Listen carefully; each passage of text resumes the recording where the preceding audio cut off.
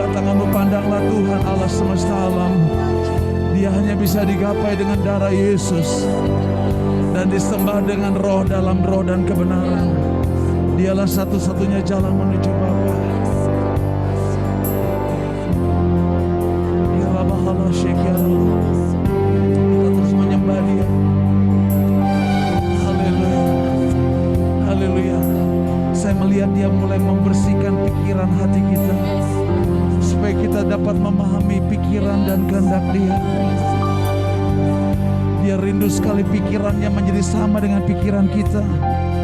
Bukan hanya kita rindu pikiran kita sama dengan pikiran Dia, tetapi Dia juga rindu pikiran Dia sama dengan pikiran kita. Karena Dia membutuhkan rekan sekerja untuk menyelesaikan kota dan bangsa ini. Dan itu tidak bisa diselesaikan kecuali orang-orang yang memiliki pikiran dan perasaan Kristus. Haleluya, haleluya.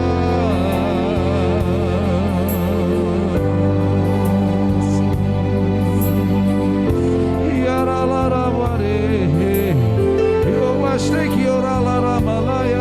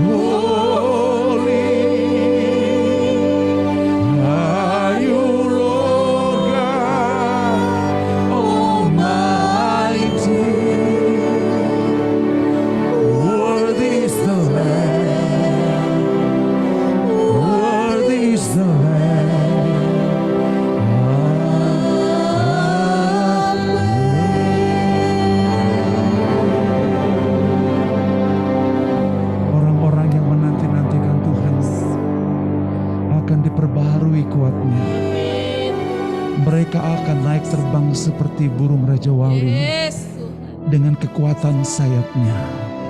Mereka tidak pernah lelah, mereka tidak pernah lemah, sebab Tuhan adalah kekuatan mereka. Dan orang-orang yang menanti-nantikan Tuhan tidak akan dipermalukan, tidak akan dikecewakan Tuhan. Sebab segala sesuatu ada waktunya. Dan waktu Tuhan itu indah luar biasa. Mari beri sorak-sorak buat Tuhan. Haleluya. Haleluya. Kami mau katakan kepada bangsa-bangsa, kepada kota ini, ada Allah yang hidup. Ada Allah yang besar. Allah yang memberikan jalan keluar. Sehingga bangsa kota ini tidak perlu berduka cita, tidak perlu cemas, karena masih ada Allah yang hidup. Kami berdoa, Allah yang hidup semakin berkarya dalam hidup kami, dalam gereja Tuhan, supaya kami menjadi jawaban buat banyak orang lain yang belum mengenal Tuhan. Makasih Tuhan, urapi kami, urapi hamba-Mu, juga rekan-rekan yang mungkin ada di Zoom juga Tuhan, lawat Tuhan jamah mereka. Biarlah kasih karunia Tuhan melimpah-limpah. Kami membutuhkan realita kehadiran Tuhan yang menyembuhkan, yang membangkitkan, yang menggairahkan, yang membangkitkan iman percaya kami untuk berkata kepada gunung ini pindah, gunung itu tersingkir, karena kami percaya mukjizat masih ada, kuasa Allah masih ada di dalam dan melalui Kristus Yesus, melalui kehidupan gereja Tuhan. Urapi kami semuanya Tuhan. Kami berdoa buat kota ini, lawatlah jamalah kota ini Tuhan. Kami tahu bahwa pujian penyembahan kami tidak bisa dibatas oleh tembok gedung ibadah ini. Akan mengalir ke seluruh kota Cilembang, Kabupaten Bandung Barat, sehingga Kabupaten Bandung Barat Lembang penuh kemuliaan Tuhan, penuh dengan hadirat Tuhan. Kami memenuhi kota ini, udara kota ini, dengan nama Yesus, dengan kebenaran firman Tuhan yang kami deklarasikan, dengan puji-pujian yang kami deklarasikan. Pada masanya kami akan melihat setiap lutut akan bertelut. Kota ini, kabupaten yang akan bertelut menyembah Yesus Kristus Tuhan dan Raja. Karena itulah ketetapan sorga buat kabupaten ini, itulah ketetapan sorga buat kota ini. Terima kasih, terima kasih. Sampaikanlah isi hatimu Tuhan, dan urapi kami semuanya. Dalam nama Yesus, mari kita tetap bersama-sama. Amin. Sebelum duduk, mari kita berikan sorak. Haleluya. Oke, silakan kembali. Selamat siang Bapak Ibu Saudara sekalian. Piye kabari? Piye kabari? Ya, apa kabarnya? Luar biasa ya, semua kita luar biasa karena kita punya Allah yang luar biasa saudara sekalian. Ya. Allah yang luar biasa itu akan termanifestasikan melalui hidup kita karena banyak orang-orang membutuhkan kasih Tuhan yang luar biasa itu saudara sekalian. Amin. Ya, ketika kita menghidupi setiap kebenaran firman Tuhan, maka kebenaran firman itu akan termanifestasi dalam hidup kita. Sehingga kita tidak bicara soal agama, tapi kita bicara soal kebenaran. Kebenaran itu akan mempengaruhi ketidakbenaran. Ketidakbenaran akan musnah. Dan kebenaran itulah Kristus Yesus. Oleh karena itu katakan kiri kanan, jangan jemu untuk berbuat baik. Haleluya.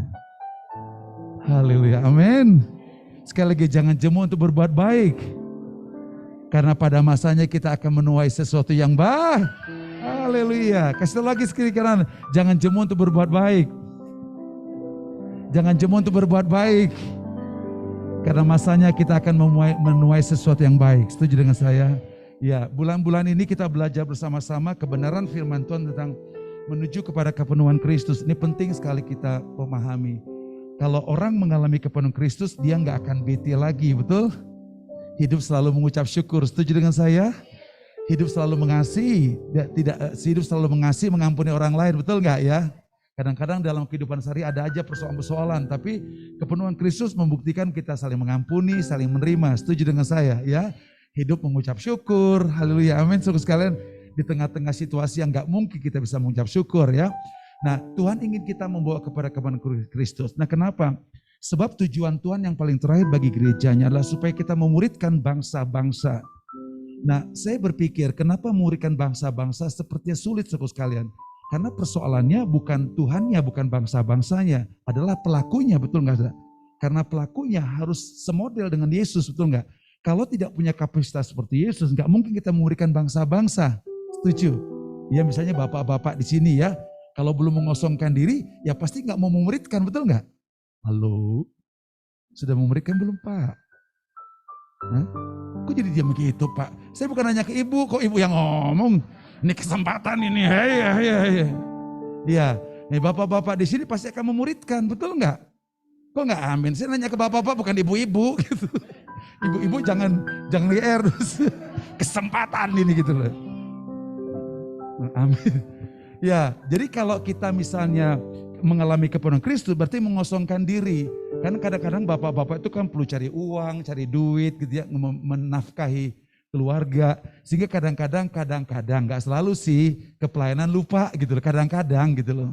Di sana selalu, di sini kadang-kadang aja. Haleluya. Jadi yang abring-abringan tuh ibu-ibu aja kemana-mana gitu. Yang bapak-bapaknya ngurusin rumah, cari duit. Nggak bisa begitu. Nanti saya akan sampaikan bagaimana kita punya iman bukannya dalam Kristus, tapi imannya Kristus saudara sekalian. Untuk menghadapi kebutuhan sehari-hari. Nah, kalau kita mengalami kepenuhan Kristus, artinya bahwa saya mengosongkan diri dan saya mengambil keputusan menyediakan waktu untuk memuridkan orang lain. Kok nggak amin? Bukan hanya menyediakan waktu untuk mencari duit. Haleluya. Kok nggak amin? Atau salah topik, udah nggak jadi deh. Kan gitu ya, betul nggak?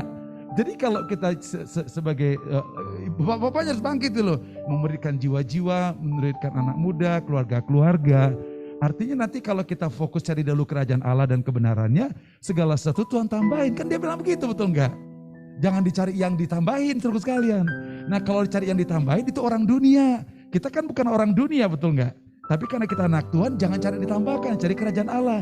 Yang ditambahkan itu gak dicari, itu ditambahin sama Tuhan. Haleluya. Makanya banyak orang, ada orang yang cintakan uang, akhirnya dijerat oleh berbagai masalah yang gak penting seluruh sekalian. Ya, akibatnya mereka tidak menjadi orang yang sungguh-sungguh dengan Tuhan. Karena kenapa? Mereka salah tangkap pengertiannya. Harusnya cari dulu kerajaan Allah dan kebenarannya, semua yang ditambahkan. Nah banyak orang dunia cari yang ditambahkan. Nah gak sadar atau gak sadar, tanpa disadari gereja mencari yang ditambahkan. Ikut-ikutan gitu loh. Haleluya. Paham ya? Nah kita harus mengalami kepenuhan Kristus. Kalau mengalami kepenuhan Kristus, akhirnya tuh nanti gini. Jadi bangsa-bangsa dimuridkan, betul. Bayangkan, ini bangsa-bangsa. Saudara baru kemana nih? Ke Lembang, ke Subang, kemana betul? Ya, itu kan baru segitu. Ini bangsa-bangsa loh. Belum Jerman lagi. Bukan JJ Rekoman. Jerman. Ya, Jerman, bukan JJ Rekoman. Ya. Jadi Jerman. Terus tempat-tempat yang lain. Betul nggak? Nah kalau kita masih diganggu dengan kebutuhan kita, diganggu dengan kepentingan kita, pasti terjadi perlambatan. Betul nggak? Setuju nggak dengan saya? Iya, nah oleh karena itu Tuhan ingin supaya kita mengalami kepenuhan Dia. Nah, yang bisa memberikan bangsa-bangsa ketika kita katakan jemaat adalah tubuh Kristus. Jadi kalau Kristusnya kepala, kita tubuh. Nah, kepalanya Kristus, tubuhnya tubuh Yesus. Kita tuh jemaat sebagai tubuh. Nah, melekatnya kepala dengan tubuh kepada kepala menyebabkan si badannya bisa menyelesaikan gitu loh. Paham nggak? Nah tapi kalau belum melekat agak repot terus sekalian. Nah saya akan sampaikan hari ini kita harus memiliki Yesus. Memiliki anak Allah. Nah memiliki anak Allah saya bicara soal lahir baru. Tapi saya tidak hanya bicara lahir baru. Bagaimana dicap kembali, cepret. Jadi pribadi Yesus dicap lagi dalam diri kita. Kenapa perlu dicap? Karena sebelum kita ikut Tuhan, saya di sini. Saya belum ikut Tuhan. Terus tiba-tiba saya terima Yesus. Terus kemudian saya bertumbuh. Nah ada banyak hal di dalam jiwa saya, perasaan saya yang sudah dicetak loh dunia. Ini harus dicopot semuanya, dicopot, dibersihkan. Kemudian ketika ikut Tuhan, dicetak kembali. Apa yang dicetak? Rohnya gak usah dicetak lagi, kan ada roh Yesus, betul gak? Amin. Ya, yang perlu dicetak apa? Pikiran, perasaannya perlu dicetak. Tubuhnya juga perlu dicetak, sekali dicetak ulang. Oke? Sudah siap? Oke, satu firman Tuhan. Mari kita lihat dari Efesus pasal yang keempat. Efesus 4 ayat yang ke-21 sampai 24 ya. Efesus 4 ayat 21 sampai 24. Mari kita baca bersama-sama dengan suara yang keras dan roh yang terbuka. 1, 2, 3. Karena kamu telah mendengar tentang Dia dan menerima pengajaran di dalam Dia menurut kebenaran yang nyata dalam Yesus. Ayat 22, kita baca sekali lagi. Kita lanjutkan, 1, 2, 3. Yaitu bahwa kamu berhubung dengan kehidupan kamu yang dahulu harus menanggalkan manusia lama yang menemui kebinasaannya oleh nafsunya yang menyesatkan. 23. Supaya kamu dibaharui di dalam roh dan pikiranmu. Ayat 24. Dan mengenakan manusia baru yang telah diciptakan menurut kehendak Allah di dalam kebenaran dan kekudusan yang sesungguhnya. Jadi Paulus ceritakan kepada jemaat di Efesus, dikatakan, kamu telah mendengar tentang Yesus. Amin. Saudara sudah mendengar tentang Yesus kan? Nah, bukan hanya mendengar saja, dikatakan yang kedua, di ayat 21 tadi dikatakan bahwa karena kamu telah mendengar tentang Dia, yang kedua, dan menerima pengajaran di dalam Dia menurut kebenaran yang nyata dalam Yesus. Jadi kita sudah mendengar Yesus. Yang kedua, kita sudah menerima Yesus dalam hidup kita. Tapi dia bilang gini, tolong itu gak cukup sampai di situ. Kamu harus menanggalkan manusia lama. Nah, pertanyaan saya, ketika Adam dan Hawa diciptakan dari debu dan tanah, Roh Allah masuk kepada Adam. Setuju dengan saya? Saya mau tanya, Adam punya manusia lama enggak? Enggak punya. Punya enggak? Punya enggak punya? Punya enggak? Punya enggak? Punya enggak? Saya nanya, punya enggak? Punya enggak? Enggak punya. Jadi enggak masalah dia. Cuma kegagalan Adam, dia tidak taat. Nanti saya akan bahas. Di mana ketidaktaatan itu bukan dalam rohnya, ketidaktaatan itu dalam pikiran perasaannya. Jadi Adam punya pikiran perasaan. Jadi pribadi manusia itu terletak pada jiwa mereka. Nah di jiwa itu ada pikiran perasaan. Nah di dalam roh Adam itu ada roh Allah saudara sekalian. Dan Adam jiwanya, pikirannya nggak rusak karena nggak punya manusia baru. Manusia lama, maaf. Nah kita semuanya, kita punya manusia lama. Karena waktu lahir baru kita punya masa lalu, haleluya. Nah masa lalu itu yang membentuk manusia lama. Di samping karena dosa Adam dan Hawa. Nah manusia lama itu ada kebencian, trauma-trauma, ketakutan, kejadian-kejadian yang kita alami. Nah akhirnya itu membentuk diri kita. Sehingga akhirnya kita tampil tidak dalam kebenaran. Ya, misalnya ada berita nggak enak kita panik gitu ya. Ada hal yang terjadi kita bisa marah gitu ya. Ada ketakutan, kecemasan, kepanikan. Nah itu terjadi sebetulnya semata-mata karena kita punya manusia lama.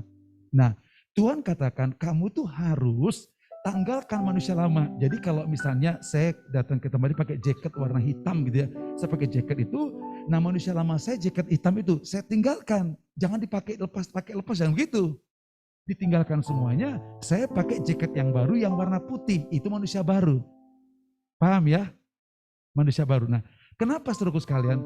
Supaya dengan demikian, dengan manusia baru ini, saya tidak tinggal dalam manusia lama, yang manusia lama itu mencerminkan dosa. Iya. Kalau manusia baru mencerminkan Kristus saudaraku sekalian. Yuk kita lihat Roma 6 ayat 6 ya. Roma 6 ayat 6. Kita baca 1, 2, 3. Karena, Roma 6 ayat 6, kita baca bersama-sama, 1, 3. Karena kita tahu bahwa manusia lama kita telah turut disalibkan. Lanjut, supaya tubuh dosa kita hilang kuasanya, agar jangan kita menghambakan diri lagi kepada dosa. Oke, di sini saya punya manusia lama, ikut Yesus disalibkan saudara sekalian.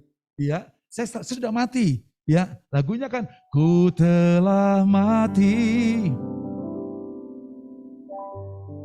Jadi kunci G. Ku telah mati dan tinggalkan cara hidupku yang lama, cara hidupku yang lama, semua sia-sia, semuanya sia-sia dan tak berarti lagi. Oh, hidup, yes, amen. Ku letakkan pada kakimu, haleluya, pada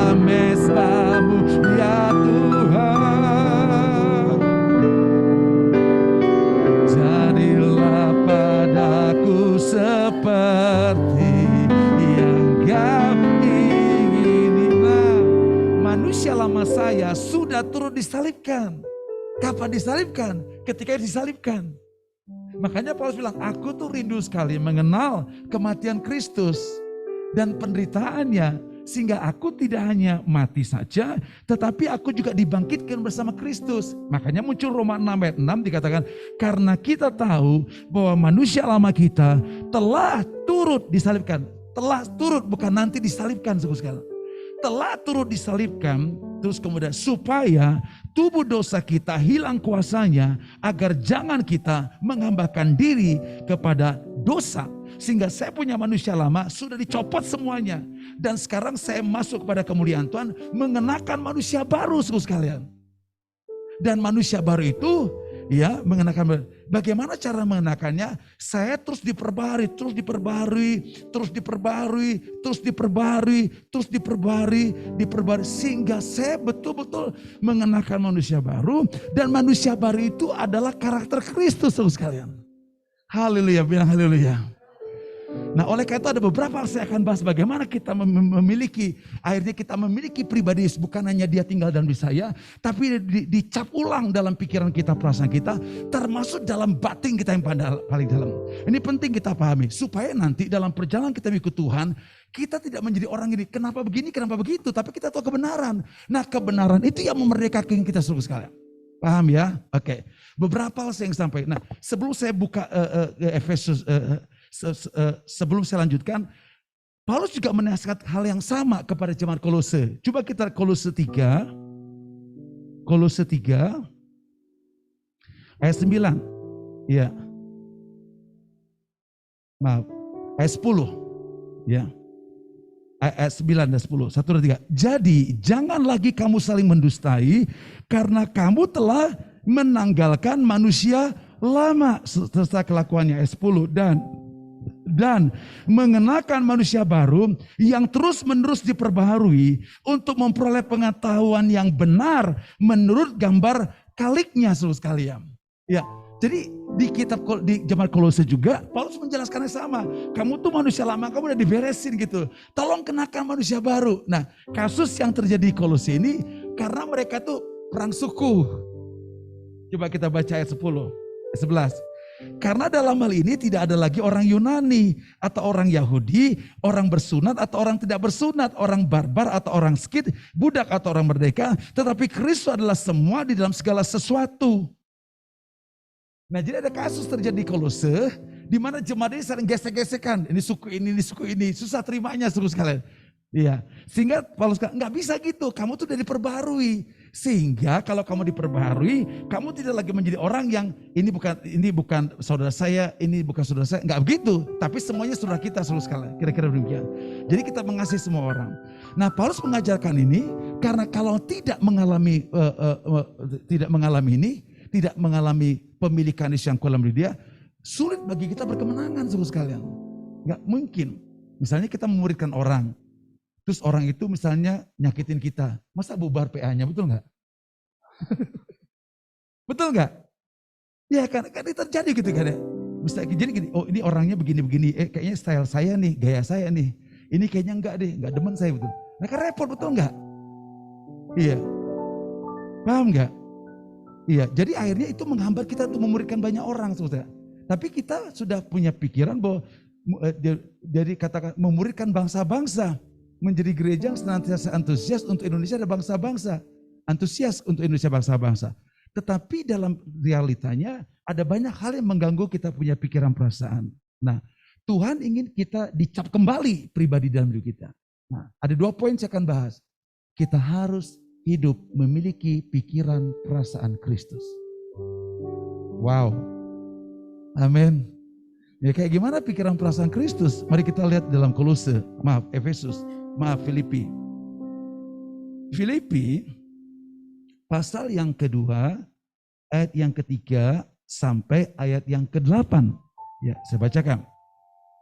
Ya, dengan tidak mencari kepentingan sendiri atau puji-pujian yang sia-sia, sebaliknya hendaklah dengan rendah hati yang seorang menganggap yang lain lebih utama daripada dirinya sendiri. Ayat 4, kita baca bersama-sama, 1, 2, 3. Dan janganlah tiap-tiap orang hanya memperhatikan kepentingannya sendiri, tetapi kepentingan orang lain juga. Hendaklah kamu dalam hidupmu bersama, mangga harus, yuklah, ayolah, menaruh pikiran dan perasaan yang terdapat juga dalam Kristus Yesus. Apa sih pikiran perasaan Kristus? Mari kita baca ayat yang ke-6. Yang walaupun dalam rupa Allah, tidak menganggap kesetaraan dengan Allah itu sebagai milik yang harus dipertahankan. Ayat 7 bersama-sama. Melainkan telah mengosongkan dirinya sendiri dan mengambil rupa seorang hamba menjadi sama dengan manusia. Ayat 8 yang keras satu. Dan dalam keadaannya sebagai manusia, ia telah merendahkan dirinya dan taat sampai mati, bahkan sampai mati di kayu salib. Jadi Paulus bilang ke jemaat Filipi, dalam pertemuan kalian bersama, tolong kalian memiliki pikiran perasaan Kristus. Nah pertanyaannya, apa pikiran perasaan Kristus itu? Pikiran perasaan Kristus, dia adalah Allah merendahkan diri menjadi manusia. Dari 100 sampai 0. Bukan 0 menjadi manusia 0, tapi lebih rendah lagi, minus sekali. Dia mati di kayu salib dan itu tidak layak sekali, karena dia Tuhan Allah semesta alam. Sehingga dia menunjukkan dia Allah, sebagai Allah, dia tidak mempertahankan dirinya sebagai Allah, merendahkan diri sebagai manusia, dengan catatan dia mengosongkan diri sekali. Gereja tidak mungkin mengalami kebangkitan bersama Kristus kalau tidak mengosongkan diri sekali. Lawan mengosongkan diri, hal mengosongkan. Kalau orang itu mencari kepentingan sendiri, tidak mencari kepentingan orang lain. Suami-suami, saya mau kasih tahu, kalau kamu tidak mencari kepentingan orang lain, istrimu berantem sekali. Paham nggak? Paham nggak? Sama istri juga kalau cari kepentingan sendiri, bukan kepentingan pasangannya, ribut tuh keluarga. Itu di antara jemaah juga demikian betul. Kalau kita misalnya, kalau suami-suami cari kepentingan sendiri, ya kan saya suami cari duit gitu loh. Kalau nggak ada duit, gimana keluarga saya bisa hidup? Nah kalau itu menjadi kekuatan kita, pernyataan kita, hari sombong betul nggak? Sehingga suami ingin dihormati. Lah bagaimana suami dihormati kalau dia tidak diteladan kan? Haleluya. Nanti istrinya melayani, suaminya enggak. Anaknya melayani, suaminya enggak. Haleluya. Ya enggak bisa begitu seluruh sekalian. Enggak ada teladannya kan. Nah tapi kalau suami katakan, iya aku mengosongkan diri. Aduh udah capek bener nih gitu ya. Udah capek, udah kerja, cari duit, suruh pelayanan lagi. Cuci piring lagi, cuci baju lagi. Ya enggak apa-apa, betul enggak? Kan rumah orang, itu kan bukan rumah orang lain. Rumah kamu kok, betul enggak? Haleluya. Kecuali di rumah saya jadi ART. Betul nggak Pak? Betul nggak Pak? Betul nggak Pak? Jangan dong, kan saya Bapak. Apalagi orang Batak suka kayak gitu sudah. Iya betul saudara. Ini bukan orang Batak, bukan orang Jawa. Ini kebenaran firman Tuhan. Setuju dengan saya? Sehingga akhirnya saudara sekalian, kalau suami mengosongkan diri saudara sekalian, dia itu sedang menampilkan pribadi Yesus. Haleluya. Kurang keras aminnya. Kurang keras. Ini bukan jaga wibawa. Yesus gak jaga wibawa. Haleluya. Jaim gak usah.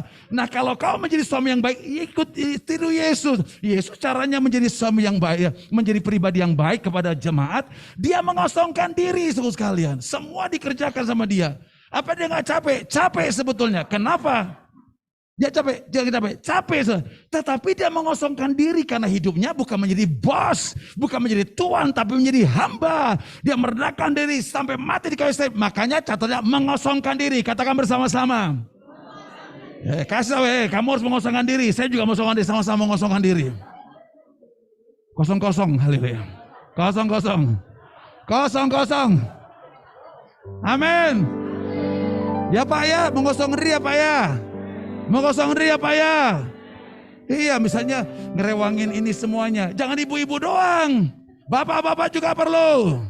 Amin. Itu namanya bapak-bapak telah mengosongkan diri. Tapi kalau bapak-bapak belum mengosongkan diri, apa yang terjadi? Itu urusan perempuan semuanya. Haleluya. Sekali perempuan gak ada, bingung saudara-saudara. Ini bukan soal perempuan, laki gak begitu saudara. Yang penting bahwa saya pribadi Kristus ada. Makanya saya mengosongkan diri. Betul gak saudara sekalian? Bilang haleluya. Kurang keras haluyanya. Enggak usah kok bapak-bapak, enggak usah komplain. Saya udah kerja gini. Tapi tanggung jawab kamu, betul enggak? Haleluya. Paham Bapak Ibu? Paham Bapak-bapak? Nah, sehingga bapak-bapak bisa atur, boleh memuridkan orang, nggak dimuridkan doang, pergi ke kota-kota, ke desa-desa, haleluya. Amin. Masalah khotbahnya ya. Iya kan, betul nggak? Ibu-ibu juga support suamimu untuk melayani. Jangan kamu kalau banyak pelayanan duit nggak ada nanti. Saya mau pakai lipstick, pakai skincare dan sebagainya. Haleluya, bilang haleluya. Sudah banyak ikut seminar inner beauty. Apa aplikasinya? Beauty. Haleluya. Saya mau kasih tahu, banyaknya kita mendengar dipercayakan Tuhan. Tuhan tuntut banyak sama kita, saudara. Ada banyak seminar yang kita ikuti, kemudian kita terima setiap minggu. Harus kita hidupi. Orang yang mendengar banyak dituntut banyak. Orang mendengar sedikit dituntut sedikit terus kalian. Itu betul. Ya Pak ya. Saya rindu dengar bapak-bapak sudah memuridkan di Subang, memuridkan di Kuningan dan sebagainya. Haleluya. Kurang keras aminnya. Aku tuh buat begitu loh sungguh sekali. Saya pergi pulang, pergi pagi pulang malam. Tapi saya gak pernah mengeluh sungguh sekali. Gak begini, dengar ya, gue udah capek tau gak ngurusin kalian semuanya. Gak pernah mau tanya istri saya gak pernah ngomong begitu. Gak pernah tanya. Ke anak-anak saya gak pernah begitu. Gak pernah. Nah, tolong mana, saya papa udah capek. Gak pernah tanya istri saya dipijit juga saya mau minta.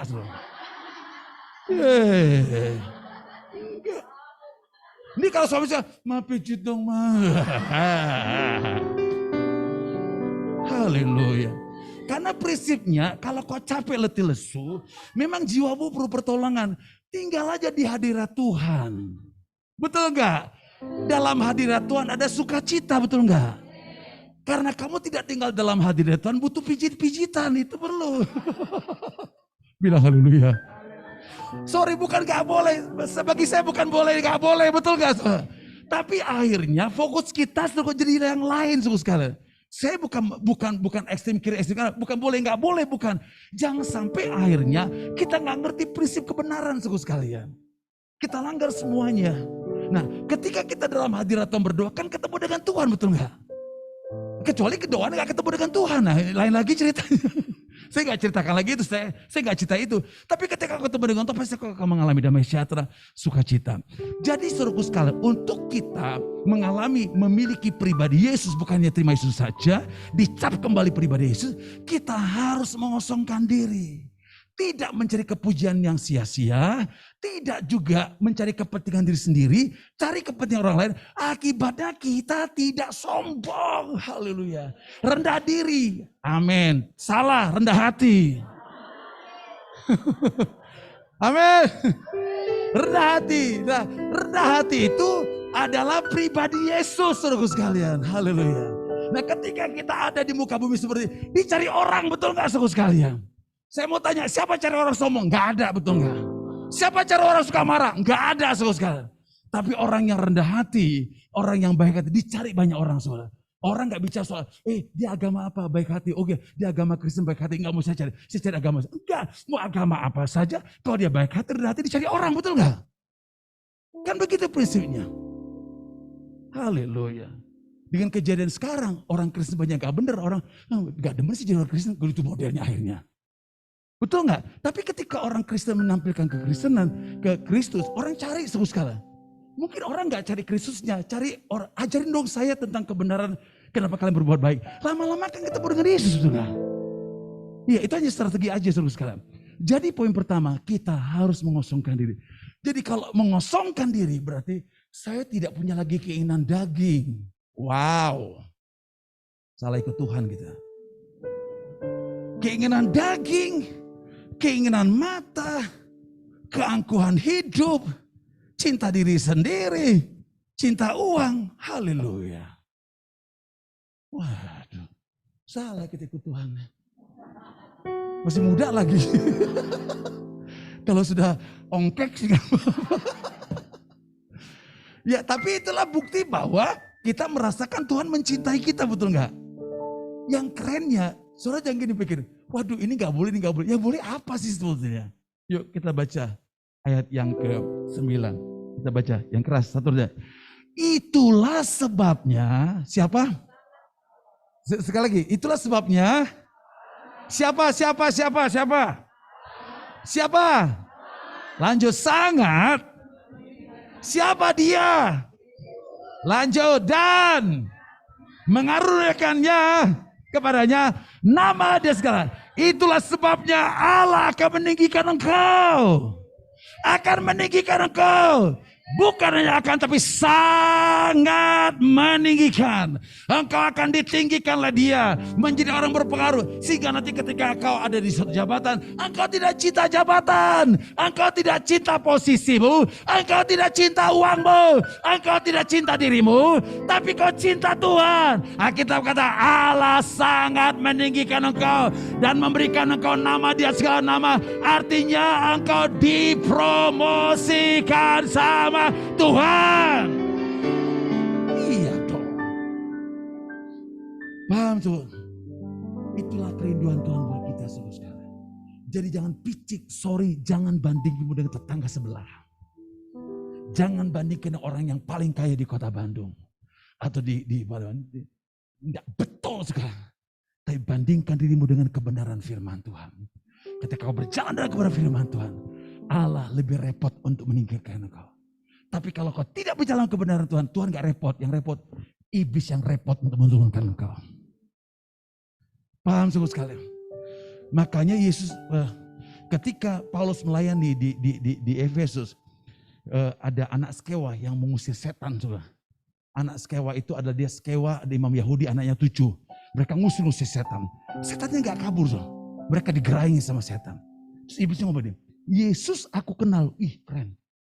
Kenapa iblis bilang Yesus kenal? Lah kenal loh, kepalanya dihancurin kok 2000 tahun yang lalu tuh. Udah tahu nama, kalau namanya udah kepala hancur. Ketemu Yesus, namanya udah kepala saya udah dijotosin habis. Udah gak ada lagi kekuatan. Jadi Yesus, aku kenal. Saya punya bermasalah dengan dia dan kepalaku udah hancur.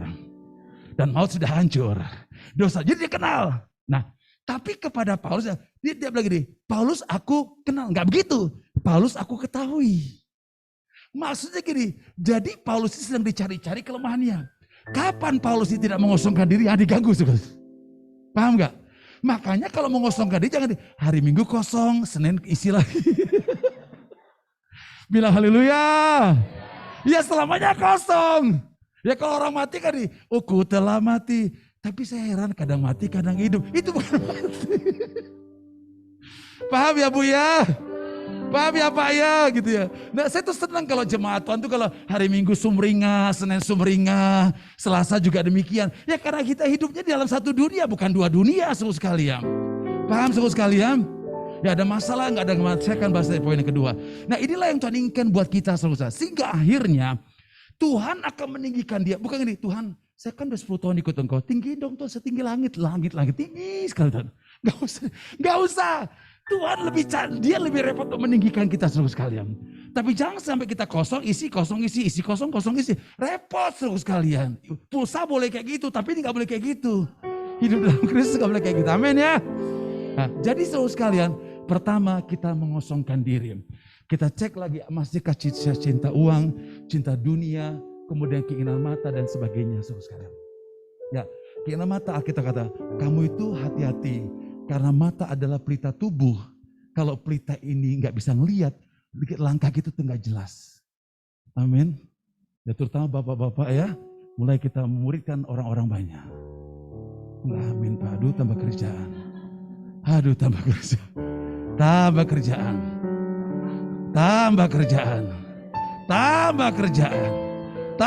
kerjaan. Ibu juga gitu Bu. Si bapak teh, jangan gitu. Si bapak teh gitu loh. Haleluya, yuk Pak, yuk sama-sama kita melayani Pak ya gitu. Si bapak teh, haleluya.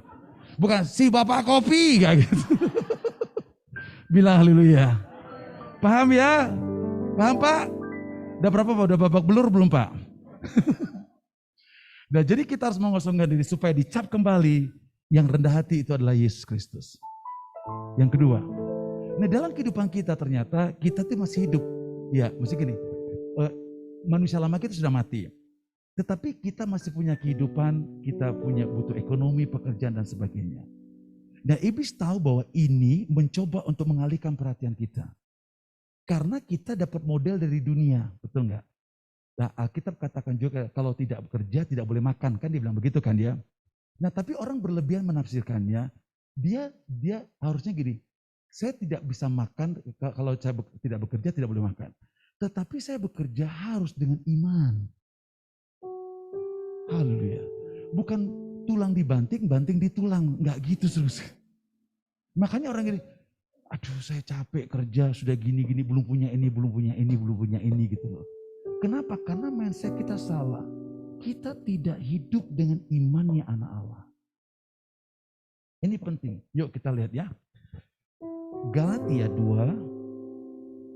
2 ayat 19 dan ayat 20.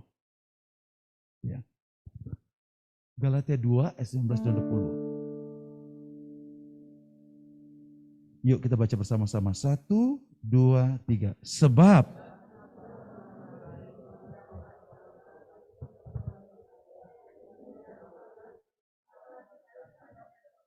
iya, jadi Paulus bilang gini, dia bilang, sebab aku telah mati oleh hukum Taurat untuk hukum Taurat, supaya aku hidup untuk Allah, aku telah disalibkan dengan Kristus. Jadi Paulusnya ada, tapi dia disalibkan bersama Kristus. Sehingga yang nampak adalah pribadi Yesus. Nah, koneksi kenampakan ini, selain dari karakter, ini koneksi sebuah iman. Kita baca ayat 20.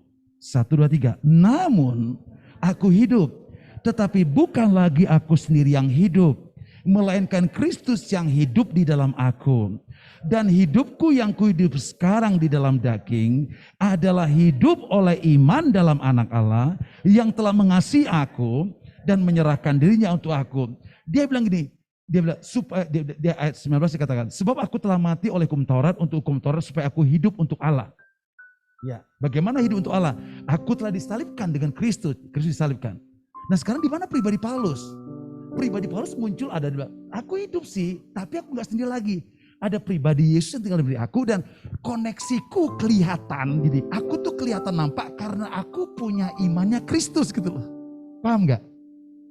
Atau di sini iman di dalam Kristus, iman kepada anak Allah. Tetapi terjemahan yang mengatakan bukan hanya iman kepada anak Allah, imannya anak Allah sekali. Saya semakin ngerti kenapa. Kenapa saksi-saksi iman itu berkemenangan luar biasa. Kalau bukan karena mereka punya imannya anak Allah, nggak mungkin, saudara. Nggak mungkin. Nggak mungkin. Saudara perhatikan, jadi saya mau buat gambaran ke masa saat ini. Ketika yang namanya Abraham, Tuhan katakan Abraham keluar dari Ur Kasdim. Dia keluar sekali ke tempat ditunjukkan. Aku akan menjadikan bangsa yang besar dan aku berkati engkau, bangsa yang berkati aku berkati. Bangsa yang mengutuk aku dikutuk juga. Tapi dalam perjalanannya, dia lihat realitanya nggak seperti yang diinginkan sekali. Dan kalau bukan Tuhan, dia bukan karena Tuhan memberikan iman pada dia, nggak mungkin. Dan ketika dia putus asa, dia bilang ini, ya udahlah Tuhan, kalau gitu yang menjadi ahli waris itu Eliezer aja. Nggak bisa, Tuhan bilang. Tuhan ngomong lagi, dicas lagi imannya sekalian. Karena firman Tuhan. Terus kemudian dalam perjalanan belum juga. Terus apa yang terjadi? Terus Abraham juga mengeluh kepada Tuhan. Tuhan bilang, Abraham coba lihat pasir di laut. Lihat bintang-bintang, kayak gitulah keturunan kamu. Artinya gini, dalam perjalanan lemah dia, dikasih lagi firman. Dikasih lagi firman, muncul lagi iman. Dikasih firman, muncul iman. Nah kita enggak gitu, saudara. Dia kasih firman, tapi dalam batin kita sudah ada sang firman. Yaitu Yesus Kristus. Sehingga saya tidak hanya iman kepada anak Allah, tapi memiliki imannya anak Allah, saudara. Wow. Kurang keras, amin. Jadi engkau punya iman anak Allah. Karena kalau saya nggak punya iman anak Allah, bagaimana saya terkoneksi dengan dia? Nggak mungkin, saudara. Ya, tapi supaya kuat iman saya ini, saya sebagai manusia kan butuh realita. Maka dia kasih firman. Karena firman yang dikasih itu Yesus itu sendiri, betul nggak saudara sekalian? Wow. Sehingga yuk kita lihat, saudara. Mari kita lihat Ibrani pasal 11. Ibrani pasal 11, ya.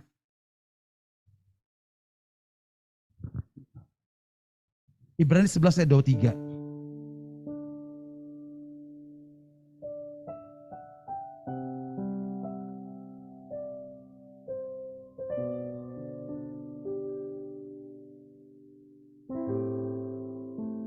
Oke. Maaf, 30 kita baca. Ya. Ayat 32. Dan apakah lagi yang harus aku sebut?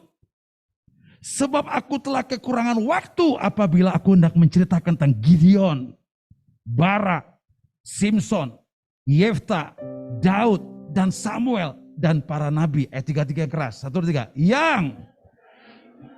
Ya, mereka menaklukkan kerajaan-kerajaan. Lanjut. Mengamalkan kebenaran. Lanjut. Memperoleh apa yang dijanjikan. Lanjut. Menutup mulut singa-singa. Lanjut. Memadamkan api yang dahsyat. Ya, lanjut lagi. Mereka telah luput dari mata pada, telah beroleh kekuatan dalam kelemahan, telah menjadi kuat dalam peperangan, dan telah memukul mundur pasukan-pasukan. Ya, kalau mereka dapat melakukan itu, kita juga dapat melakukan itu, saudara sekalian. Wow. Nah, ketika mereka berjalan, mereka memiliki iman. Tapi kita bukan hanya memiliki iman saja, tapi imannya anak Allah. Sehingga ekonomi yang bermasalah, misalnya kita menghadapi misal dalam pekerjaan atau bisnis, ada persaingan dan tekanan, kita nggak takut. Kenapa? Karena kita punya imannya anak Allah, saudara sekalian. Haleluya. Ini yang perlu kita tahu. Sehingga karena kita punya iman anak Allah, kita tidak pernah khawatir untuk apa yang kita makan dan minum. Karena ketika kita khawatir, nggak bisa selangkah maju, nggak bisa, saudara sekalian, nggak bisa, Pak, nggak bisa, Pak. Tetapi kalau kita punya iman anak Allah, oh Yesus sudah menang, berarti aku menang, betul nggak? Pahlawan iman juga sudah menang, tapi iman mereka karena kebenaran mereka terima. Nah sekarang saya bukan hanya kebenaran saya terima, saya punya imannya anak Allah sekarang. Jadi kalau mereka menang, aku juga menang. Makanya kamu jangan khawatir apa yang kau makan dan minum sekalian. Ini penting kita pahami. Sehingga kalau pahlawan iman bisa mengalahkan semuanya, kita juga bisa mengalahkan semuanya. Haleluya, bilang haleluya. Dan kita bukan hanya punya iman kepada Kristus, tapi imannya Kristus kita punya. Loh kenapa? Wong dia tinggal di sini kok, betul nggak saudara? Kita punya iman dia, makanya kita berkemenangan dalam segala hal. Serius sekali kita memahami ini saudara. Sehingga kita tidak takut dengan tantangan ke depan, saudara. Ya, isu-isu kenaikan dan sebagainya, ekonomi dan sebagainya, peperangan. Kita nggak usah takut saudara. Karena kita punya bukannya iman kepada anak Allah saja, tapi kita punya imannya anak Allah. Ketika kita memiliki itu saudara sekalian, ada perlindungan, ada penjagaan, ada penyertaan, ada perlakuan yang spesial dari Tuhan buat hidup kita saudara sekalian. Ada amin saudara. Sehingga akhirnya hal-hal itu tidak mengganggu kita untuk melayani Tuhan habis-habisan. Ada amin saudara sekalian. Orang kan bilang gini, kita berdoa buat anak muda ya. Untuk anak muda diutus semuanya. Orang tua tinggal tetap di sini. Menikmati hadirat Tuhan. Haleluya. Main-main HP. Haleluya. Medsos ya. Haleluya. IG apa semuanya. Ini bukan salah, tidak salah saudara sekalian. Harus kita menggunakan waktu dengan baik saudara sekalian. Haleluya. Paham saudara sekalian? Paham gak? Saya bagi berkat dikit. Jadi waktu acara di sini tanggal 17, di sini, di sebelah sini ya. Ini kan. Doa sekota. Sebandung di situ. Di sini. Di GBI sini, sebelah sana. Sana ya. Jadi saya doa 17 pagi sampai kira-kira jam 2 sore. Ada seorang ibu gini, Pak, foto bareng yuk. Oh iya, tapi gak enak berdua, rame-rame lah sebelum itu. Jadi kita foto bareng-bareng. Terus gini, Pak kayak kenal, oh iya, mungkin kita kenal, saya juga lupa gitu ya. Udah tua, mungkin waktu muda, sebelah gitu ya. Terus dia bilang gini, Pak, Bapak kayaknya punya roh kayak almarhum yang saya kenal Pak Ferry. Kamu dari mana ceritanya? Sebelah gitu. Saya pernah ibadah di PPI, di Geraha Pramuka. Oh, penginjilan Pak, ya mukjizat terjadi. Oh ya, Pak Ferry begitu gitu loh. Terus selesai ceritanya, terus kemudian pulang, nah seminggu kemudian, Tuhan tuh bicara kemarin, Leo, setiap pertemuan kamu dengan orang lain, itu bukan sia-sia, itu rekayasa Tuhan gitu loh. Ya, itu bukan kebetulan. Nah setelah saya khotbah di BTC, Terus kemudian saya kasih link khotbah saya, kasih ke ibu itu. Wah Pak, terima kasih perhatiannya gitu. Pak, apakah Bapak gereja mana GKKD? Kan Bapak, Ibu tahu ada GKKD di situ. Ibu gereja di mana? Saya Pak keliling-keliling. Nanti kalau mati dikuburin di mana Pak? Soalnya dia suaminya hamba Tuhan. Nah rupanya dia ikut seorang, dia punya tempat kos-kosan di depan Maranatha. Terus Pak, apakah GKKD masih penjangkauan anak muda? Oh masih. Pak boleh gak titip? Ini mahasiswa banyak Pak di tempat ini. Ada mahasiswa kedokteran dari Papua 5 orang. Ada banyak mahasiswa lain. Saya mau titipin ke Bapak. Bu, gak usah titipin saya, Ibu aja yang layani. Kan Ibu kepingin roh yang menyala-nyala. Jadi gereja baru di PTC. Dan saya suruh saudara, saya gak bisa kunjungin Ibu. Jadi ada saudara-saudara kunjungin. Dia bilang, iya saya mau buat semua orang-orang kos-kosin datang ke Bapak. Kan dekat dari Maranatha ke BTC, betul gak? Enggak dari Bandung Lembang jauh, kan betul gak?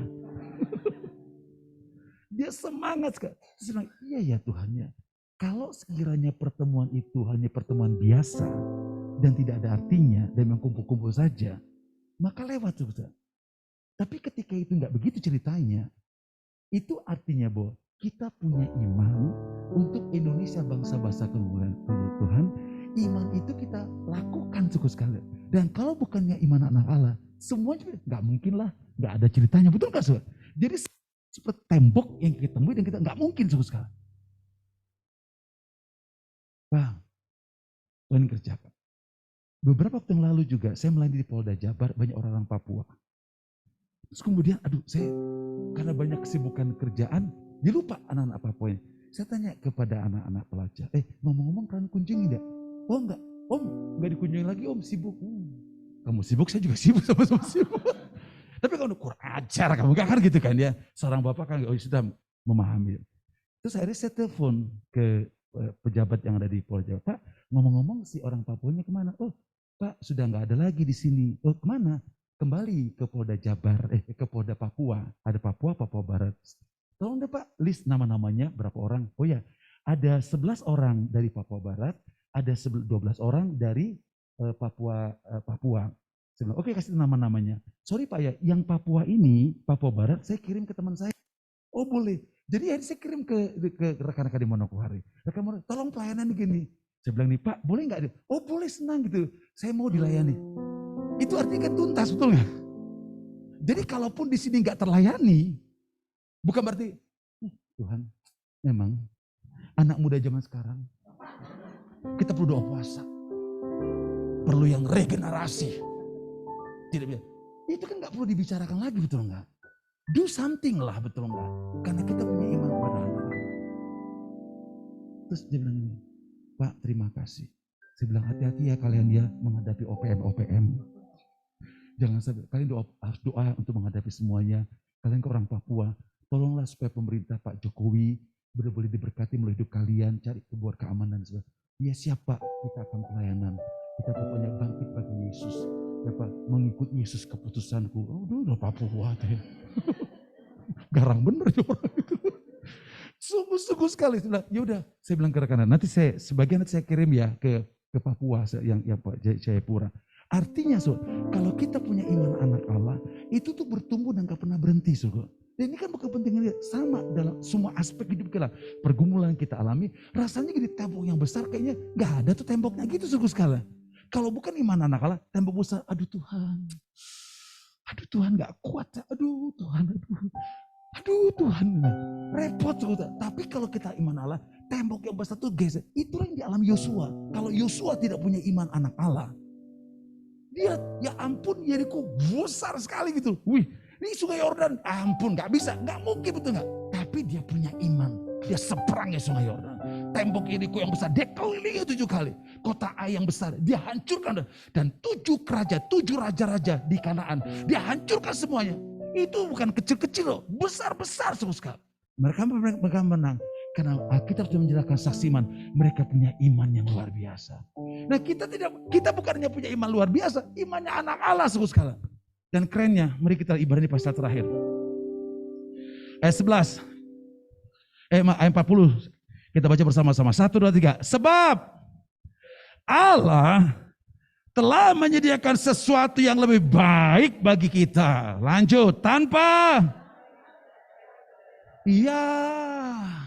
Mereka punya iman keren luar biasa. Mereka mengalahkan singa-singa, musuh-musuh kerajaan-kerajaan. Dahsyat keren karena mereka punya luar biasa. Tapi Alkitab katakan, sebab Allah telah menyediakan sesuatu yang lebih baik buat kita.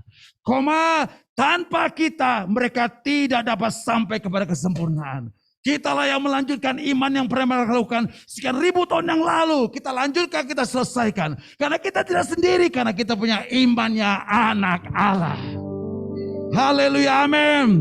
Sehingga giant-giant yang besar dalam hidup kita. Giant-giant politik, giant-giant keterbedaan agama, giant-giant politik ekonomi. Apa saja yang membuat kita menderita tertekan. Kita tidak pernah takut, karena kita punya imannya anak Allah. Dengan kita punya kebangkitan ini, menyebabkan apa yang terjadi. Saya memiliki Kristus yang hidup. Saya sudah dicetak ulang dengan pribadi Yesus. Di pikiran perasaan saya terbukti saya sudah mengosongkan diri. Di dalam batin paling dalam saya terkoneksi dengan imannya anak Allah. Dan mukjizat Allah akan terjadi buat kita. Ada amin Bapak Ibu. Ada amin Bapak Ibu.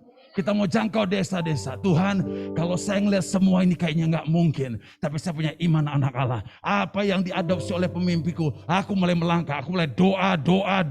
Aku melangkah, doa, melangkah.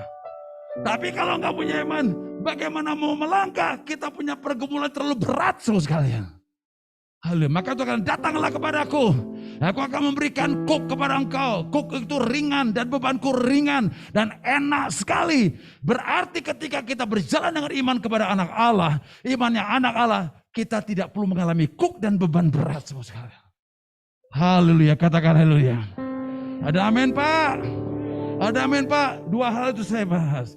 Kalau kita ingin mengalami kepenuhan Kristus, pertama milikilah pikiran perasaan Kristus. Dengan cara mengosongkan diri sekosong-kosongnya. Allah tidak pernah berhutang kepada kita. Dia akan mengangkat kita tinggi. Dan memberikan kita nama segala nama. Ketika diberikan nama segala nama, tidak ada sombong lagi. Haleluya. Ada banyak orang dunia dikasih nama di atas segala nama. Akhirnya hancur saudara, termasuk orang Kristen. Karena kenapa? Mereka belum mengosongkan diri.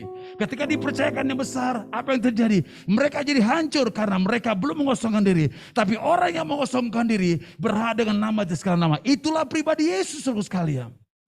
Haleluya. Kalau misalnya kita belum mati, belum mengosongkan diri, siapa juga mau pergi ke desa-desa Pak? Betul nggak Pak? Mana desa mana nih? Siapa mau ke Jayagiri? Siapa mau ke Cikole? Haleluya. Lebih enak ke mall daripada ke Cikole. Bilang haleluya. Betul gak saudara sekalian? Betul gak? Tetapi ketika kita punya panggilan Tuhan tuh, aduh keren. Tuhan bilang, itu Paulus bilang ini, aku berdoa supaya kau menerima roh hikmat dan wahyu untuk mengenal diri benar. Supaya kau mengerti, membuat mata hatimu terang, supaya kau tahu betapanya kayanya. Mulianya panggilan dalam Tuhan. Wah Pak, kalau kau tinggal di desa A, kau punya pekerjaan, kau punya bisnis ini, kau tinggal di kampung ini, itu panggilan Tuhan buat engkau. Tuhan bilang ini, Paulus bilang ini, saya itu rindu jemaat Efesus ngerti betapa kaya dan mulianya panggilan Tuhan buat kita. Jangan bandingkan dengan orang-orang sana. Kalau kau bandingkan orang sana, kalau kau tinggi, kau akan sombong. Kalau kau rendah, kau akan minder. Bang, jangan bandingkan orang lain. Tapi kalau kau tahu panggilan Tuhan, kaya benar panggilan Tuhan buat saya. Dan saya tidak coba bandingkan orang lain. Saya tidak coba bandingkan orang lain. Saya bandingkan diri saya dengan apa panggilan Tuhan. Maka Tuhan akan meninggikan kita. Amin Bapak Ibu. Amin. Sehingga ibu-ibu bukan berarti istirahat, enggak gitu. Jadi kita nanti pulang Bu. Terima kasih dari khotbah yang tadi pagi itu Bu ya. Doa-doa ibu sudah terjawab. Saya akan berangkat Bu ya. Saya akan memuridkan banyak orang. Yang kedua, saya akan pergi ke tempat-tempat yang tidak lazim, tempat itu tidak terkenal. Karena saya sudah mendengarkan firman Tuhan. Amin. Rekonsiliasi dengan ibunya. Ya, ke anak-anak juga begitu. Ada amin. Ya, dan saya percaya Tuhan akan meninggikan engkau dengan nama di atas nama. Semua kebutuhanmu Tuhan yang melimpahkan. Makanya Paulus ngomong kepada jemaat, Allahku akan memenuhi keperluanmu menurut kekayaan dan kemurahannya. Kenapa berani Paulus ngomong demikian? Dia ngomong demikian berani karena dia sudah lihat jemaat Efesus berjalan dalam panggilan Tuhan. Kalau tidak berjalan dalam panggilan Tuhan, tidak berani Paulus mengatakan demikian. Paham saudara sekalian? Mari kita bangkit untuk menyatakan kemuliaan Tuhan. Karena tidak punya banyak waktu lagi. Sehingga hanya Kristus nyata di dalam diri kita. Ya kapan waktu? Kalau ini udah bicara ini, nanti yang terjadi terakhir adalah kita berjalan dengan kuasa yang tidak terbatas. Kuasa yang tidak terbatas. Itu Efesus pasal Kisah Rasul pasal 19 11 12. Oleh Paulus Allah melakukan mukjizat yang luar biasa. Sapu tangannya menyembuhkan orang sakit. Kain yang pernah dipakai Paulus menyembuhkan orang sakit. Yang biasa Paulus datang memakai tangan orang itu yang sakit sembuh. Tapi Paulus nggak datang tapi pakai sapu tangan. Nanti kalau bangsa-bangsa kita lagi banyak, betul nggak? Titipin aja sapu tangan ke luar negeri, betul nggak? Haleluya. Kurang keras aminnya. Ya gitulah betul gak? Sapu tangan dititipin, jangan hanya duit aja dititipin, sapu tangan, baju yang pernah dipakai, betul gak? Ya, dan kali yang terakhir, karena pekerjaan Tuhan dahsyat, maka udara di kota itu akan clean, bersih. Ketika udara di kota itu clean dan bersih, saudara, apa yang terjadi? Orang-orang itu akan muncul lapar dan haus akan Tuhan. Ini perlu full timer yang banyak. Amin. Betul nggak? Iya. Kita butuh banyak orang-orang yang bergerak, ngedoain orang sakit, membangkitkan orang mati. Masanya akan terjadi. Kemarin ketemu dengan seorang hamba Tuhan, dia bilang ada nubuatan dari seorang hamba Tuhan.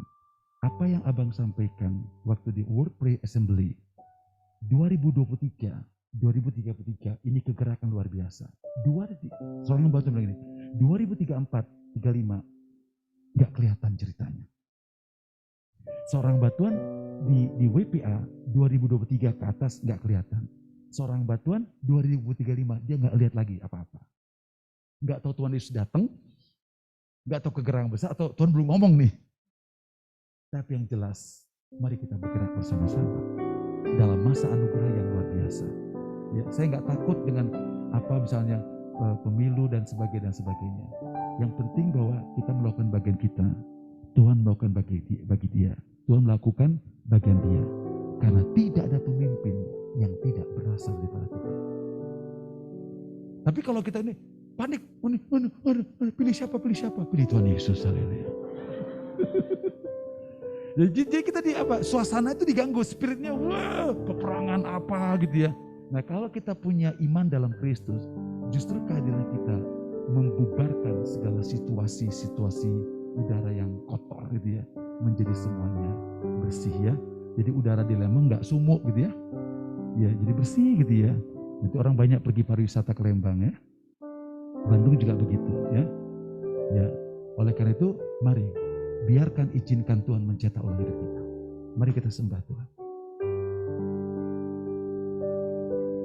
Bagaikan bencana siap dibentuk.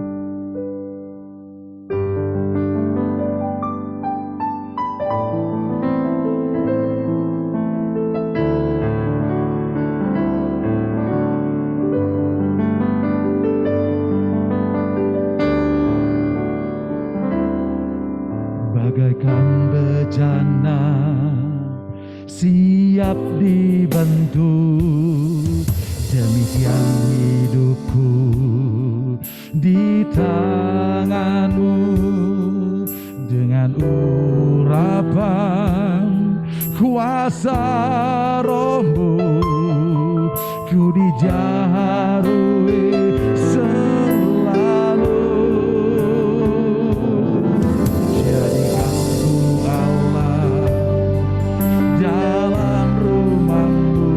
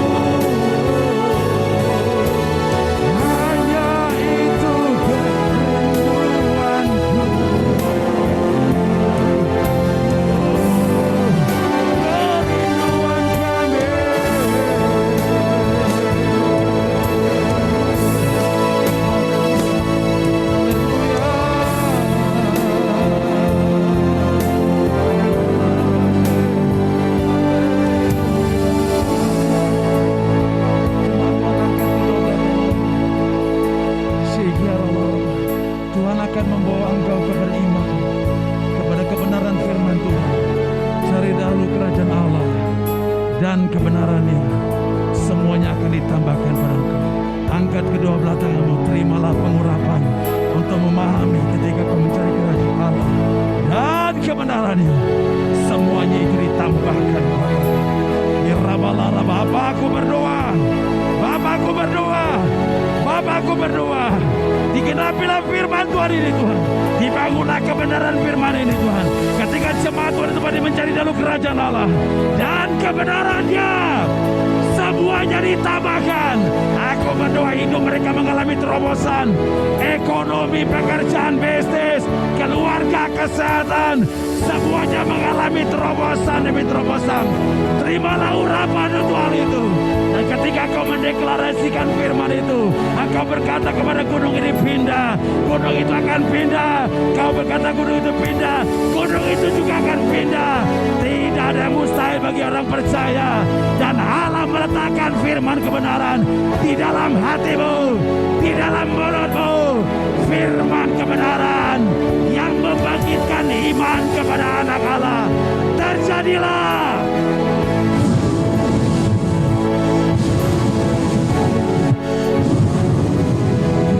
Terimalah, terimalah, terimalah, terimalah, terimalah, sehingga kau menjadi jemaat yang memindahkan kekayaan bangsa-bangsa, memindahkan kekayaan bangsa-bangsa masuk ke dalam rumah Tuhan. Terjadi.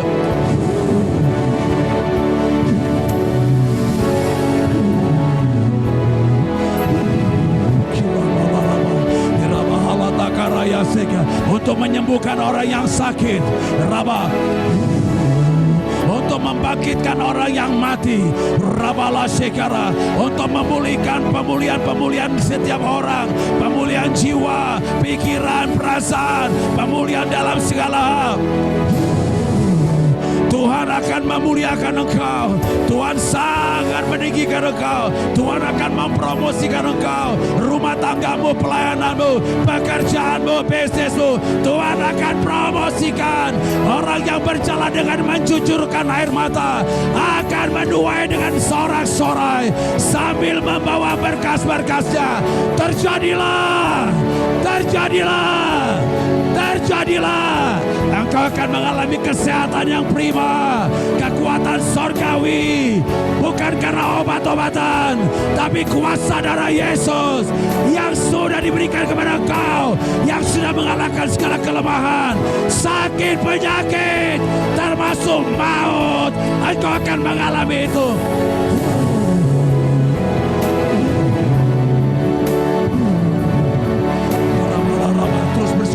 Tuhan, terus bersekutu dengan Tuhan, terus bersekutu. Sementara kau bersekutu dengan Tuhan, berbahasa roh, dengarkan suaranya, dengarkan suaranya, supaya ketika kau mendengarkan suaranya, kau mendapat arahan langkah-langkah apa yang kau lakukan dalam bisnismu,